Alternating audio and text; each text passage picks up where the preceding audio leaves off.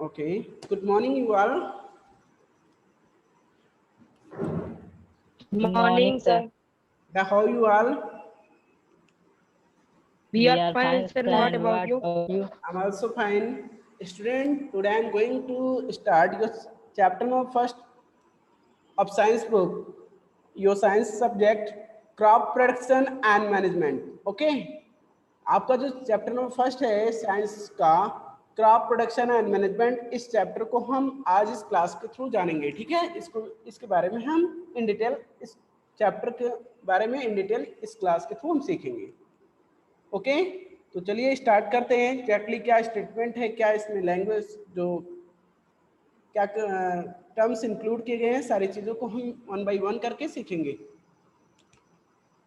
यहाँ पे दिया गया पहली and Boojho went to their uncles. देखिए, crop production and management means exactly क्या होता है। क्रॉप मीन्स होता है फसल, प्रोडक्शन मीन्स होता है उत्पादन, और मैनेजमेंट मीन्स होता है उसकी देखरेख, व्यवस्था कैसे की जाती है, आगे की प्रोसेसिंग क्या होती है, इसके बारे में हम सीखेंगे। कह रहे हैं Paheli and Boojho went to their uncle's house during the summer vacation. Paheli और बुझो कहाँ गए हैं? अपने अंकल के घर गए हैं ड्यूरिंग द समर वेकेशन। बेटा ठीक है, गर्मियों की छुट्टी के दौरान आप भी घूमने जाते हो अपने नानी के यहाँ, मामा के यहाँ, और भी दूसरे रिलेटिव्स के यहाँ आप गर्मियों की छुट्टी में जाते हो घूमने। सेम एज पहली और बूझो भी क्या गए हैं? Went to their uncle's house during the summer vacation. Their uncle is a farmer. बेटा इनके जो अंकल हैं गांव में रहते हैं, किसान हैं, खेती करते हैं। One day they saw some tools like खुरपी, sickle, shovel, plough etc in the field. ठीक है, आप जानते हो एग्रीकल्चर टूल्स कई सारे यूज, मतलब फॉर द एग्रीकल्चर यानी कई सारे टूल्स का यूज किया जाता है। तो उन्होंने भी पहले और बुझो ने भी अपने अंकल के घर ये कई सारे टाइप्स के टूल्स देखे, जिसमें उन्होंने खुरपी, सिकल मीन्स हसिया, शॉवेल जो फावड़ा वड़ा होता है ना, प्लो मीन्स होता है हल, ये सब चीजें वहां पे उन्होंने देखा है। ईटीसी इन द फील्ड यानी खेतों में काम कर रहे थे लोग, तो इस टाइप के जो औजार थे छोटे छोटे वहां पे उन्होंने देखे। Okay, yes sir.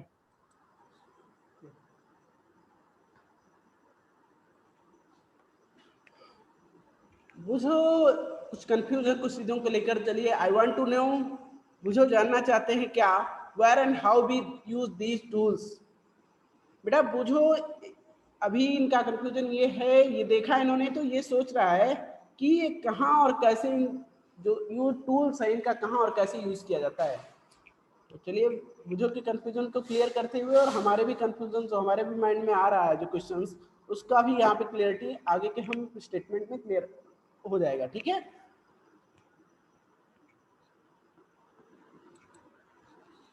मैंने कहा you have learn that all living organism require food.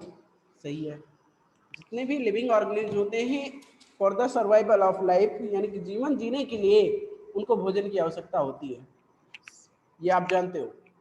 You have learn that all living organism require food for the survival of life. ठीक है, for the life. Plants can make their food themselves. Can you recall how green plants synthesize their own food? देखिए, जैसा कि आप जानते हो जो plants होते हैं वो ऑटोट्रॉप्स होते हैं। प्लांट्स क्या होते हैं? ऑटोट्रॉप्स। बिकॉज ये अपना जो भोजन है ये स्वयं प्रिपेयर कर लेते हैं by the process of photosynthesis. यानी आप फोटोसिंथेसिस प्रोसेसिंग के दौरान ये क्या करते हैं, उस प्रोसेसिंग में ये अपने लिए भोजन तैयार कर लेते हैं by using carbon dioxide and sunlight in the presence of sunlight and also in the presence of chlorophyll in the leaves. Okay, यानी जो क्लोरोफिल सिंथेसाइज करने का काम करती हैं to the carbon dioxide and ये क्या फॉर्म करती हैं, glucose and other nutrients for the plants. Okay, तो ये सारी चीज़ें आपने इससे पहले की क्लासेस में भी सीखा था, यानी क्लास 7 में प्लांट्स के बारे में आपने जाना था कि इस तरह से जो प्लांट्स होते हैं वो ऑटोट्रॉप्स होते हैं, फोटोसिंथेसिस प्रोसेसिंग के थ्रू वो अपने लिए भोजन तैयार कर लेते हैं। एक्सेप्ट देन प्लांट्स, बाकी जितने भी ऑर्गेनिज्म होते हैं वो हेटेरोट्रॉप्स होते हैं, मतलब हेटेरोट्रॉप्स एंड यस बेटा, हाँ मैं कह रहा था जितने भी प्लांट्स होते हैं, सॉरी जितने भी और जीव होते हैं प्लांट्स के थ्रू, सॉरी प्लांट्स को छोड़कर, ठीक है, वो बाकी हेटेरोट्रॉफ्स कैटेगरी में आते हैं क्योंकि ये अपने भोजन के लिए दूसरे जीवों पर निर्भर रहते हैं। ठीक है, इन्होंने कहा animals including humans cannot make their own food, so where do animals get their food from? जितने भी टाइप के जंतु हैं, पशु हैं चाहे जंतु हों, यहाँ तक कि मानो अपना भोजन स्वयं तैयार नहीं कर सकते हैं। तैयार करने का मीन्स यहाँ कुकिंग से रिलेशन नहीं है, कुकिंग से कोई रिलेशन नहीं है। कुकिंग अलग चीज़ है और भोजन जो प्रिपेयर करना वो अलग चीज़ है। ठीक है, आप कहते हो सर हम भी तो ग्रो कराते हैं, हम भी तो प्रोडक्शन करते हैं। वो प्रोडक्शन किसके थ्रू होता है? आप भी कहते हो सर हम भी ग्रेन्स प्रोडक्ट कई सारे फूड आइटम प्रोड्यूस करते हैं, but we get from plants. वो सारी चीज़ें हमें मिलती कहाँ से हैं?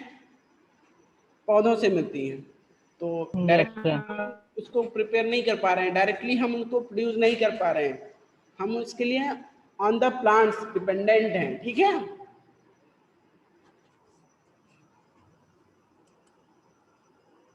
Sir. उन्होंने कहा बट फर्स्ट, ठीक है, तो वो जो भी इस चीज़ को लेकर कन्फ्यूज है, where do animals get their food from. ठीक है, अगर भोजन ही अपना तैयार नहीं कर पाते, अपना भोजन स्वयं नहीं प्रिपेयर कर पाते हैं, तो इनको भोजन कहाँ से प्राप्त होता है? तो भाई इनको ही क्या, हम सभी को, यहाँ तक कि ह्यूमन बीइंग्स भी इंक्लूड किए जाते हैं, तो हम सभी अपने भोजन के लिए दूसरे जीवों पर या मेनली प्लांट्स पे डिपेंडेंट होते हैं, है ना? मेनली प्लांट्स पे और अदर एनिमल्स पे डिपेंडेंट होते हैं for the foods. Okay, Yes, sir. you already know that the energy from food is utilized by organisms for carrying out their various body functions। और ये भी आप जानते हो, जो भोजन इनटेक करते हैं, जो फूड हम लोग लेते हैं, जो भोजन वो किस लिए लेते हैं? उस भोजन के थ्रू क्या होता है? एनर्जी जनरेट होती है, एनर्जी रिलीज होती है, दैट बी यूज। ठीक है, जिसका हम लोग यूज करते हैं for the carrying out their various body functions, यानी हम अपने विभिन्न प्रकार के जो शारीरिक क्रियाएं हैं उनको करने के लिए इस एनर्जी का यूज करते हैं, जो उस भोजन के द्वारा रिलीज होती है, यानी फूड के द्वारा जनरेट होती है। ठीक है भाई, आप जानते हो भोजन से के थ्रू हमें क्या मिलता है? फूड क्या, जब हम इनटेक करते हैं फूड तो उसके थ्रू एनर्जी रिलीज होती है, और वो एनर्जी हम यूटिलाइज करते हैं बाय ऑर्गेनिज्म, यानी हम ही लोग क्या, सभी ऑर्गेनिजम्स को यूटिलाइज करते हैं for carrying the various body functions such as digestion, respiration and excretion। उसमें बहुत सारी चीजें होती हैं। उन्होंने कुछ एग्जांपल्स दिए, जैसे पाचन के लिए हम बिना एनर्जी नहीं होगी तो हमारा डाइजेस्टिव सिस्टम वर्क नहीं करे, यानी कोई भी बॉडी फंक्शन हमारे विदाउट एनर्जी वर्क नहीं कर सकते हैं, है ना? आपके कोई भी बॉडी फंक्शनिंग, Yes, जितनी sir. भी टाइप की बॉडी फंक्शनिंग होती है हमारे शरीर में, जितनी भी क्रियाएं होती हैं, क्या बिना एनर्जी कुछ हो सकता है? नहीं। अगर एनर्जी लेवल हमारा गिरता है तो वो बॉडी फंक्शनिंग हमारी लो होती जाती है, अगर ऐसा ऐसा रिड्यूस होता जाता है, और एट द लास्ट अगर कहीं पे एनर्जी एकदम लॉस हो जाती है तो फिर वहाँ पे ब्रेक हो जाता है बॉडी फंक्शनिंग। ऐसे में बॉडी क्या हो जाती है? डेड हो जाती है। कोई भी फंक्शनिंग रुकती है तो फिर डेड हो जाती है, या फिर कई सारे विकार उत्पन्न होते हैं बॉडी में। ठीक है, Yes, sir. डिस्टर्बिंग नेचर तब क्रिएट हो जाता है। चलिए देखते हैं।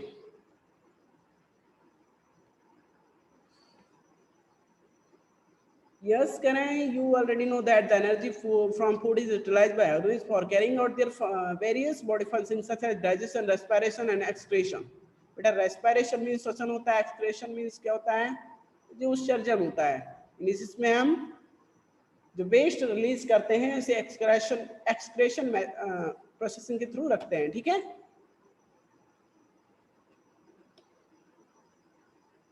That clear? Yes, sir. Yes, sir. We get our food from plants or animals or both। ये चीज़ें भी आप जानते हो कि अपना भोजन जो है मेनली या तो प्लांट से मिलता है अथवा अदर एनिमल्स से। ठीक है, और बोथ, हम ही नहीं, जितने भी टाइप्स के एनिमल्स होते हैं वो सभी अपने भोजन के लिए प्लांट्स और अदर एनिमल्स पे डिपेंडेंट होते हैं। कैनेसिंस, देखिए अभी भी बोझों को कुछ पॉइंट्स को लेकर शायद कंफ्यूजन है, इसलिए अभी इनके कंफ्यूजन उनका पहले क्वेश्चन देखते हैं एग्जैक्टली इनके माइंड में है क्या। Since we all need food, ठीक है, इन्होंने कहा चूंकि हम सभी को भोजन की आवश्यकता होती है, how can be provide food to a large number of people in our country.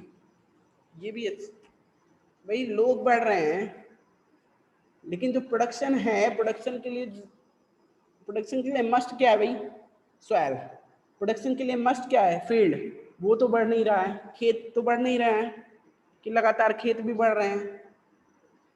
जो प्रोडक्ट्स, जितने भी फूड आइटम्स प्रोड्यूस किए जा रहे हैं बाय द फील्ड, वो कहीं ना कहीं खेतों के थ्रू ही होकर आते हैं, खेतों से ही आते हैं। तो ये खेत तो बढ़ रहे हैं, लोग बढ़ रहे हैं, तो इतनी बड़ी लार्ज नंबर्स ऑफ पीपल को, यानी इतनी बड़ी संख्या को भोजन उपलब्ध कराने के लिए हाउ कैन बी प्रोवाइड, यानी कैसे हम इनको भोजन उपलब्ध करा सकते हैं। हमारे देश में इतनी बड़ी जनसंख्या है हमारे देश की, तो कैसे इनको भोजन उपलब्ध कराया जाता है, क्योंकि सबको भोजन की आवश्यकता होती है, बिना भोजन के कोई रह नहीं सकता। तो इसके लिए लार्ज स्केल पे क्रॉप प्रोडक्शन किया जाता है। इसके लिए क्या होता है, लार्ज स्केल पे क्रॉप प्रोडक्शन, बहुत बड़े स्तर पर फसल का उत्पादन किया जाता है for all the people of our country. Okay, food has to be produced on a large scale. ऐसे में पहली ने सजेस्ट किया कि अगर हमें सभी को भोजन उपलब्ध कराना है, हमारे देश में इतनी बड़ी जनसंख्या है हमारे देश की, अगर हमारे देश की जनसंख्या जानते हो, दुनिया की दूसरी सबसे बड़ी जनसंख्या वाली देश है हमारा देश, जो है दुनिया में दूसरी सबसे ज्यादा जनसंख्या वाला देश है हमारा देश। First one is China and then second हमारा देश भारत है ना। यस तो सर। इतनी बड़ी जनसंख्या को भोजन कैसे उपलब्ध कराया जाए, तो इसके लिए पहली ने सजेस्ट किया है कि food has to be produced on a large scale, यानी इसके लिए भोजन को बहुत बड़े स्तर पर उत्पादित किया जाना चाहिए, और वही होता भी है। In order to provide food for a large population, regular production, proper management and distribution of food is necessary. कई सारे स्टेप्स होते हैं, अगर इसमें से कोई भी ब्रेक होता है तो फिर ये डिस्ट्रीब्यूशन या लार्ज नंबर ऑफ पीपल्स हैं, इनको मतलब प्रॉपरली या सुटेबली जो भोजन उपलब्ध नहीं हो पाएगा। ठीक है, यहाँ पे देख रहे हैं कि in order to provide food for a large population, regular production. देखिए कई सारे स्टेप होते हैं, इसमें जो मस्ट है वो क्या है, रेगुलर प्रोडक्शन होना चाहिए। ऐसा नहीं कि हमारे यहाँ कभी एक साल बहुत बड़े स्तर पर कुछ फसल उगाई गई और दूसरे तीसरे साल अब वो नहीं उगाई जा रही है, तो भी दिक्कत हो जाएगी। प्रॉपर मैनेजमेंट होना चाहिए, उसकी उचित व्यवस्था, देख रेख यानी रख रखाव, ये सब भी होना चाहिए। ऐसा नहीं कि उत्पादन तो बहुत हो जाता है, ऐसा देखा जाता है कि बारिश के मौसम में या तमाम ऐसे सड़ गल जाते हैं भीग कर या तमाम तरीके से। ठीक है, जो इन्वायरमेंटल कंडीशंस होते हैं या सीजनल हजार्ड्स होते हैं, उनके थ्रू ही बहुत ज़्यादा नुकसान हो जाता है। तो इसके लिए प्रॉपर मैनेजमेंट होना चाहिए। ठीक है, and distribution of food is necessary, वितरण भी उचित रूप से होना चाहिए। ऐसा नहीं कि जो पैसे वाले लोग हों, या ऐसा कभी कभी होता था, पहले लोग क्या करते थे, रेट देखते थे कि अभी इसका रेट उस हिसाब से नहीं चल रहा है तो उसको डंप कर लेते थे। डंप करने का मीन्स उसको स्टॉक में रख लेते थे, मार्केट में नहीं आने देते थे, तो लोगों को उपलब्ध नहीं हो पाता था, तो रेट उसका हायर होता जाता था। कोई भी क्रॉप, ग्रेन्स की बात कर लो या फूड आइटम की बात कर लो। तो ऐसे में एक चीज और भी है, distribution of food is necessary, यानी प्रॉपर रूप से डिस्ट्रीब्यूशन भी होना चाहिए, सभी में बराबर बराबर वितरित होना चाहिए। तो इसके लिए सरकारों ने बहुत सारे नियम और कानून बना रखे हैं गाँव तक, इसलिए न्याय पंचायत या ग्राम पंचायत स्तर पर ये भोजन वितरण किया जाता है। ठीक है, आपने भी देखा होगा आपके गांव में अनाज का वितरण होता है ना, ये ग्राम प्रधान के अंतर्गत आता है। तो ये सब चीजें डिस्ट्रीब्यूशन ऑफ फूड, ये इसको सरकारें जो हैं वो इसकी रिस्पॉन्सिबिलिटी लेती हैं। ठीक है, कि उचित रूप से जो वितरण हो सके, प्रॉपर रूप से सभी को उपलब्ध हो पाए। ठीक है, तो नेक्स्ट पॉइंट इज, अब बात करते हैं एग्रीकल्चरल प्रैक्टिसेस की, किस तरह से क्रियाएं होती हैं, क्या क्या स्टेप्स होते हैं कृषि को करने के लिए, यानी खेती में। तो उन सबको यहाँ पे जानेंगे। उन्होंने कहा टिल 10,000 BC पीपुल वर नोमैडिक। आज से 10,000 बिफोर सेंचुरी मीन्स कर रहे हैं, 10,000 साल पहले लोग क्या थे, नोमैडिक थे, आदिवासी थे, घुमंतु थे। है ना। दे वर wandering in groups from place to place in search of food and shelter. आज के 10,000 साल पहले लोग घुमंतु थे, एक स्थान पर टिककर नहीं रहते थे। वो समूह में एक स्थान से दूसरे स्थान पर भोजन और शेल्टर के खोज में घूमते रहते थे। यानी अपने निवास कुछ दिन तक एक ही स्थान पर रहते थे, उसके बाद वहां से अगर भोजन को पर्याप्त रूप में मिल पा रहा है तो ठीक है, नहीं फिर दूसरे स्थान पर चले जाते थे। दे एट रॉ फ्रूट्स, खाते क्या थे वो लोग, वो क्रॉप प्रोडक्शन नहीं करते थे उस समय, ऐसा कोई आइडिया नहीं था उनके पास। They ate raw fruits and vegetable and started hunting for animals for food. वो कच्चा फल खा जाते थे जो पेड़ पौधों से या जो जंगलों में तमाम तरीके की जड़ी बूटियों से सब्जियां उगती थी अपने आप, उन सबको खाकर वो रहते थे। And started hunting for animals for food, और फिर उन्होंने जानवरों का शिकार भी करने लगे फॉर फूड, यानी भोजन के लिए, अपने भोजन के लिए वो जानवरों का शिकार भी करने लगे। Later they could cultivate land and produce rice, wheat and other food crops. बाद में उन्होंने ये भी सीखा कि खेती करके उन्होंने चावल उगाना, गेहूं उगाना और कई सारे फूड क्रॉप्स को उन्होंने उगाना सीख लिया धीरे धीरे, है ना। दस वॉज बॉर्न एग्रीकल्चर, और यहीं से फिर कृषि की शुरुआत हुई थी, जन्म हुआ था, है ना। पहले लोग क्या थे, पहले लोग घूमते थे, उनको आइडिया नहीं था कि खेती करके जमीन से हम बहुत अधिक संख्या में अपने लिए भोजन ग्रो करा सकते हैं, ऐसा कुछ उनके पास आइडिया नहीं था। लेकिन धीरे धीरे जैसे जैसे टाइम पास होता गया, लोगों की माइंड भी सेट होते गए, लोग जागरूकता बढ़ी, तो उन्होंने ये भी सीख लिया कि कल्टीवेशन भी सीखा, जिससे उन्होंने rice, wheat and other food crops ये सब चीजें ग्रो कराना सीख लिया। यहीं से खेती की आरंभ होती है। When plants of the same kind, अब बात आती है सर क्रॉप क्या होता है एग्जैक्टली, क्रॉप फसल किसे कहते हैं आप लोग। when plants of same kind are grown and cultivated at one place on a large scale, it is called a crop. सही है, जब एक ही प्रकार के फसल को या एक ही जैसी फसल को बहुत अधिक संख्या में एक ही स्थान पर उगाया जाता है तो उसे हम एक ही प्रकार के पौधे को, मैंने फसल बोल दिया ना स्टार्टिंग में, ये गलत बात। एक ही प्रकार के पौधे को एक ही स्थान पर बहुत अधिक स्तर या बड़े स्तर पर जब उगाया जाता है तो उसे हम बोलते हैं क्रॉप, फसल।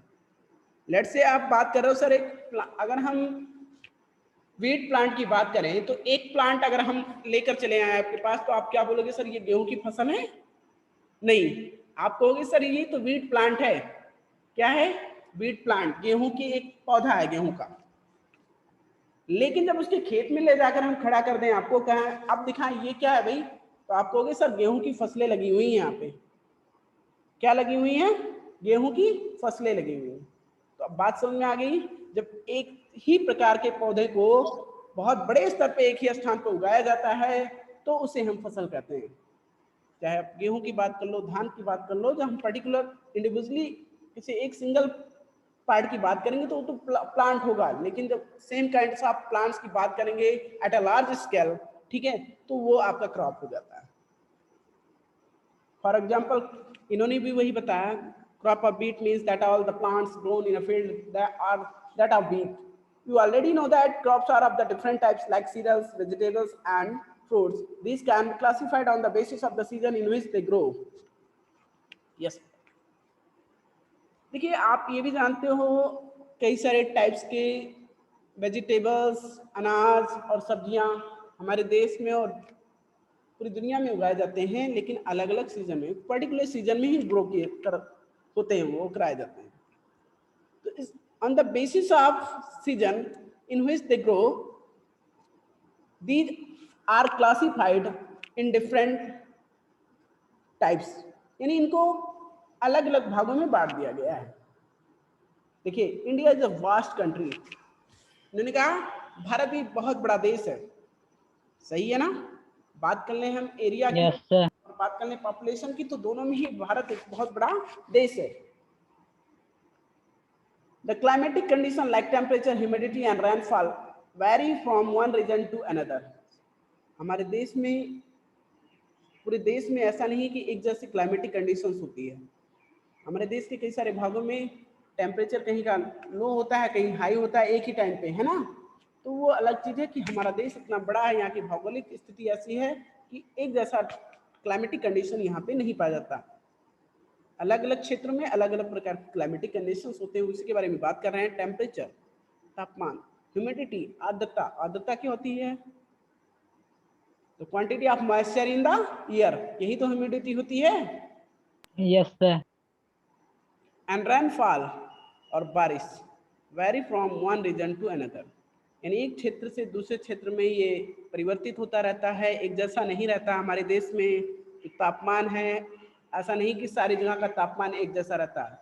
हमारे यहाँ अभी गर्मी हो रही है, हिमालय रीजन में हो सकता है, मतलब यहाँ का जो टेम्परेचर यहाँ पे है, आप हिमालय रीजन में चले जाएंगे, यानी कि हिमालय क्षेत्रों में चले जाते हैं, तो वहाँ का टेम्परेचर बहुत लो होता है। वहाँ की ह्यूमिडिटी, वहाँ के टेम्परेचर में ह्यूमिडिटी ज़्यादा होती है, ठीक है, एयर में ह्यूमिडिटी ज़्यादा होती है, रेनफॉल अच्छी होती होगी। तो ये सब चीज़ें डिपेंड करती हैं डिफरेंट रीजन टू रीजन, ठीक है, और वेरी करती है।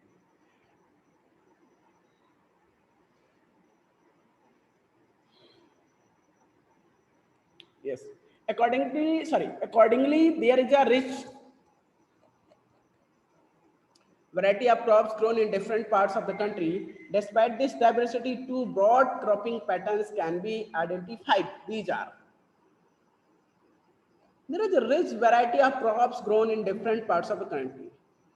हमारे देश में बहुत विविध प्रकार की फसलें उगाई जाती हैं अलग अलग भागों में। हमारे देश के अलग अलग भागों में विविध प्रकार की फसलें उगाई जाती हैं। इसके बावजूद, इस विविधता के बावजूद, two broad cropping patterns can be identified, यानी दो तरीके के बड़े स्तर पे फसलों के पैटर्न को यहाँ पे जाना जाता है। इन दो अलग अलग प्रकार के फसलों को डिवाइड किया गया, कैटेगराइज किया गया है। वो क्या है? एक होता है दीज आर खरीफ क्रॉप्स, एक होता है खरीफ क्रॉप्स। ये seasonal, on the basis off season इनको कैटेगराइज किया गया है। एक खरीफ क्रॉप्स होता है, second one is rabi crops. अब चलिए जानते हैं इनके बारे में, खरीफ और रबी क्या होते हैं। बेटा बातें समझ में आ रही हैं जो डिस्कस किया जा रहा है? Yes, sir.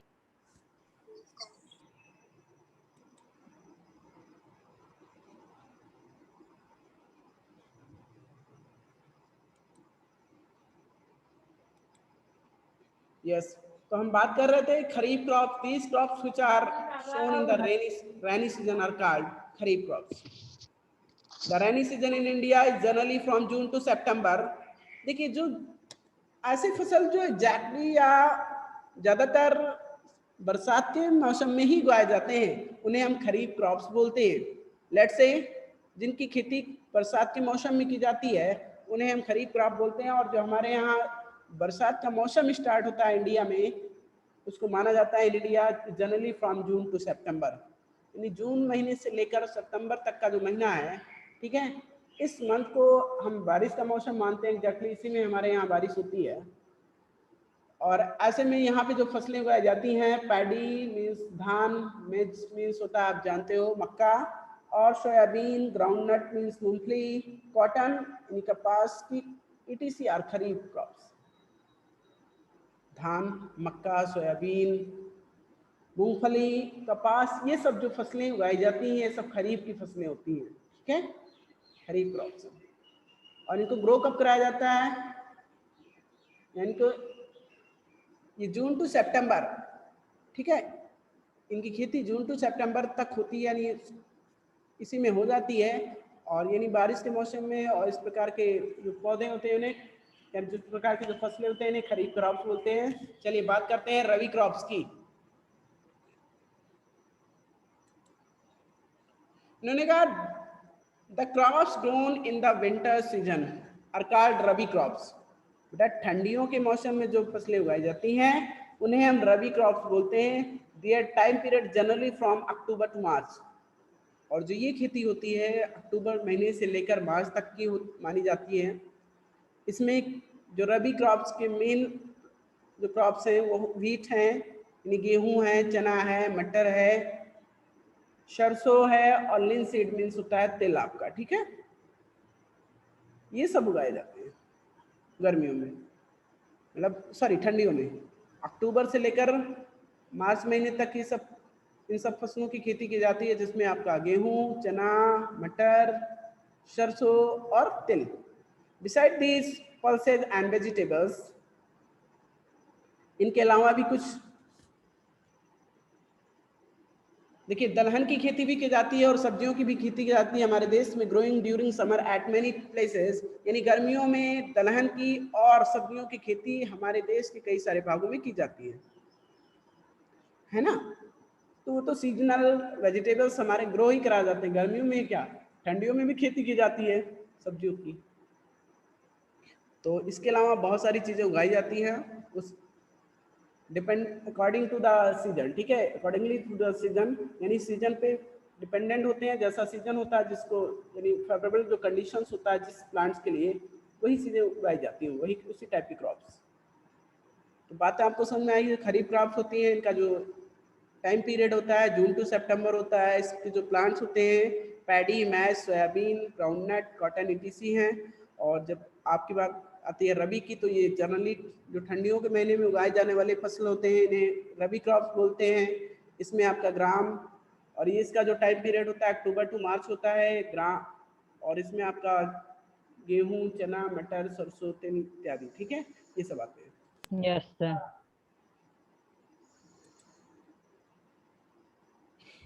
Now basic practices of crop production. बेटा क्या जो आधारभूत मूलभूत क्रियाएं होती हैं किसी खेती को करने के लिए, यानी क्या आरंभ कहाँ से होती है, इसका खेती का शुरुआत कहाँ से किया जाता है, इसकी प्रोसेसिंग में फर्स्ट स्टेप क्या होता है, वो चीज़ें बेसिक प्रैक्टिसेस में आती हैं। तो उसी के बारे में सीखेंगे। यानी फसल को उत्पादित करने के लिए किस तरह से कहाँ से आरंभ किया जाता है, तो उसके बारे में चलिए जानते हैं। वाई कैन बी, सॉरी बुझो भी कोई क्वेश्चन लेकर आ गए हैं शायद। बुझो कह रहे हैं why can paddy not be sown, sorry why can paddy not be grown in the winter season. बेटा जी जो धान की खेती है वो ठंडियों में क्यों नहीं की जा सकती। एग्जैक्टली जो धान की फसल होती है इससे बहुत ज़्यादा पानी की आवश्यकता होती है ना। और ऐसे में जब Yes, sir. पानी की आवश्यकता है तो फिर जाहिर सी बात है, तो ऐसे मौसम की हम बात करेंगे जिसमें पानी ज़्यादा हो, बारिश के मौसम की बात करेंगे। तो इसी यही कारण है कि इसको हम गर्मियों में उगाते हैं। इसके लिए फेवरेबल कंडीशन गर्मियाँ ही होती हैं, क्योंकि उस समय बारिश का मौसम होता है, तो बारिश के मौसम में अच्छे से ग्रो कर जाती है। देखिए पहली ने इसके जो डाउट्स थे उसको क्लियर किया है। पहली ने भी, paddy requires a lot of water, therefore it is grown only in the rainy season. Okay. Yes, sir. Cultivation of crops involves several activities undertaken by farmers over a period of time. You may find that these activities are similar to those carried out by a gardener or even by you and you, sorry, by you when you grow ornamental plants in your house. These activities or tasks are preferred to as agricultural practices. These activities are listed below. बेटा जी कह रहे हैं जो फसल उत्पादन में बहुत सारी क्रियाएं निहित होती हैं यानी समाहित होती हैं। एग्जैक्टली उसमें बहुत जो किसान टाइम टू टाइम यानी उसमें विविध समयावधि में, सॉरी अलग अलग समयावधि में अलग अलग प्रकार की क्रियाएं करना पड़ता है for the production of crops. You may find that these activities are similar to those carried out by a gardener or even by you when you grow ornamental plants in your house. वो उसी तरह से क्रियाएं होती हैं जैसा एक माली अपने बगीचे में जो फूलों को ग्रो कराने के लिए, जिसमें जितने भी टाइप्स के उसमें प्लांट ग्रो कर रहे हैं उनको ग्रो कराने के लिए जितने भी एक्टिविटीज वो करता है, या आप कोई ऑर्नामेंटल प्लांट्स यानी अपनी घर की सजावट के लिए आपने आसपास अपने घर के आसपास ऐसे पौधे लगा रखे हैं, तो उनको ग्रो कराने के लिए जितने भी टाइप्स की एक्टिविटीज आप करते हैं वही सारी एग्रीकल्चर प्रैक्टिसेस में रिफर्ड होती हैं, यानी वो सारी क्रियाएं एग्रीकल्चर प्रैक्टिसेस में आती हैं। ओके। तो इन्होंने कहा these activities are listed below, उसमें से इन्होंने कुछ जो इंपॉर्टेंट एक्टिविटीज हैं उनको यहाँ पे लिस्टेड किया है। First one is preparation of soil, ठीक है, सही है। फसल उत्पादन का जो फर्स्ट स्टेप होता है, हम सबसे पहले मिट्टी तैयार करने की बात करते हैं, और यही होता भी, आपने भी अपने गांव में अपने घरों में देखा होगा, जब भी किसी प्रकार की फसल को उगाना होता है तो सबसे पहले मिट्टी तैयार की जाती है। उस मिट्टी को तैयार करने के लिए अलग अलग स्टेज होते हैं, अलग अलग प्रोसेसिंग के थ्रू मिट्टी तैयार की जाती है, लेकिन तैयार फर्स्ट स्टेप यही होता है, preparation of soil. Second one is sowing, उसके बाद हम उस फसल के बीज को बोना आरंभ करते हैं, है ना। Yes, sir. Next one is adding manure and fertilisers. बेटा जी नेक्स्ट स्टेप होता है, उसके बाद उसमें आप फर्टिलाइजर्स मीन्स उर्वरक और देसी खादों का छिड़काव करते हैं या उसमें डालते हैं। And the fourth step is irrigation, ये टाइम टू टाइम होता रहता है, लेकिन उसके बाद का स्टेप बता रहे हैं इरिगेशन, सिंचाई की जाती है। प्रोटेक्टिंग फ्रॉम बीड्स, उसके बाद बीडिंग प्रोसेस होता है। बीडिंग में क्या होता है, खरपतवार हटाए जाते हैं, जब कुछ अनवांटेड प्लांट्स आ जाते हैं उन क्रॉप्स तो मतलब क्रॉप्स ग्रो करते हैं, उनके साथ साथ अनवांटेड प्लांट्स भी ग्रो करने लगते हैं, जो पार्टिसिपेट कर लेते हैं for the nutrients to the plants, ठीक है, या टू द क्रॉप्स। ये क्या करते हैं, पार्टिसिपेट करने लगते हैं फसलों के साथ न्यूट्रिएंट्स के लिए, यानी वो भी अब उसमें से इतना हिस्सा लेने लगते हैं, तो उससे में प्रॉपर रूप से उन प्लांट्स को न्यूट्रिएंट मिल नहीं पाता, तो बीडिंग प्रोसेस किया जाता है। ऐसे में उन खरपतवारों को हटाने के लिए बीडिंग किया जाता है। बीडिंग मीन्स खरपतवार हटाए जाते हैं वहां से, और वो पेस्टिसाइड का यूज करके और बाय हैंड पिकिंग, ये तमाम तरीके से किया जाता है, बट स्टेप यही होता है, प्रोटेक्टिंग फ्रॉम बीड्स, ठीक है। Yes, sir. Next one is harvesting. बेटा जी हार्वेस्टिंग होता है नेक्स्ट प्रोसेस फसलों की कटाई। अब तो फसल तैयार हो गई है तो फसलों की कटाई की जाती है, उसके बाद उसका स्टोरेज भंडारण किया जाता है, ऐसे प्रॉपर प्लेस पे रखा जाता है जहां से उसको फिर लंबे समय तक हम यूज कर सकें। चलिए जो फर्स्ट पॉइंट इन्होंने बताया प्रिपरेशन ऑफ सॉइल, इसके बारे में जान लेते हैं एग्जैक्टली कैसे हम, क्या स्टेप्स होते हैं, क्या स्टेजेस होते हैं जिसमें हम सॉइल को प्रिपेयर करते हैं।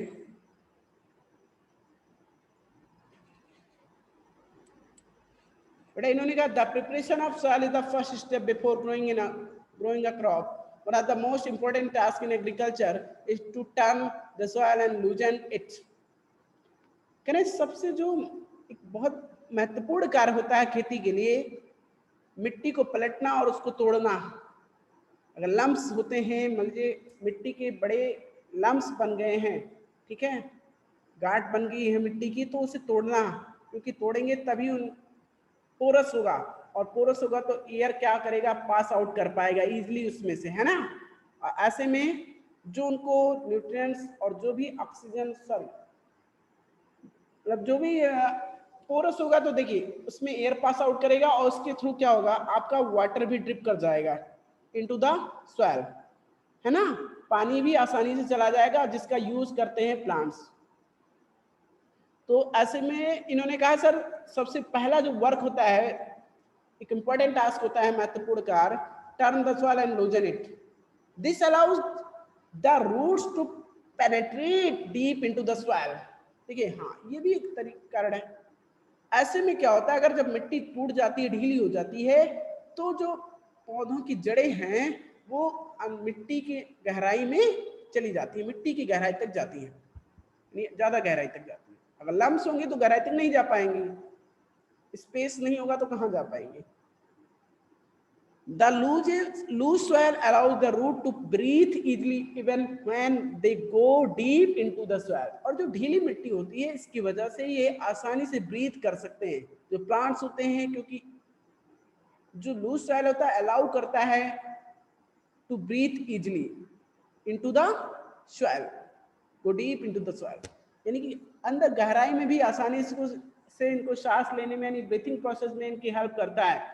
नेक्स्ट वन इज कह रहे हैं why does the loosening of soil allow the roots to breathe easily. इन्होंने कहा ऐसा क्यों होता है कि मिट्टी ढीली होने से जो पौधे हैं वो आसानी से श्वसन क्रिया कर पाते हैं, ऐसा क्यों होता है। The loosened soil helps the growth of earthworms and microbes present in the soil. These organisms are friends of the farmers since they further turn the loosen the soil and add humus to it.